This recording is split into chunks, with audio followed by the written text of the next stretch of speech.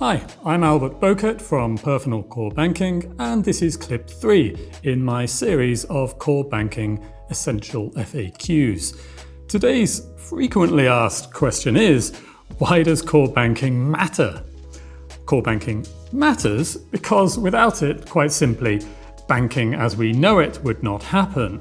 We wouldn't be able to move our money around electronically, or have instant or even anything like fast access to financial services.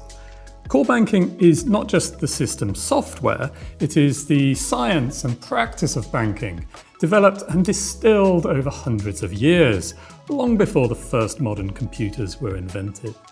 The core banking system reflects that accumulated knowledge, and it reflects that banking is a multidisciplinary practice comprising financial, legal, and business fields and analytics, with the more recent addition of IT.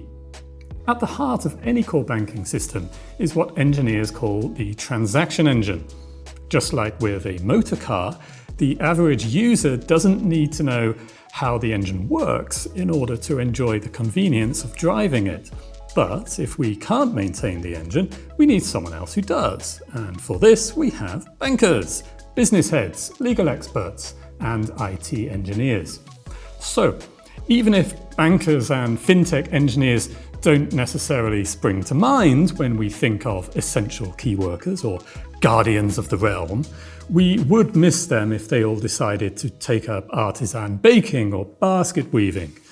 In a world without them, the costs of banking, the costs of products and services, the costs of trading, and the costs of borrowing would all be much higher and much more time-consuming. It would be an even more privileged elite world with greatly reduced financial inclusion. Less financial inclusion means less social inclusion, less financial security, and less access to affordable financial products, to marketplaces and services, many or most of which are now online. The proof of this is that the 31% of people around the world today who do not have access to banking services are among the poorest and most oppressed.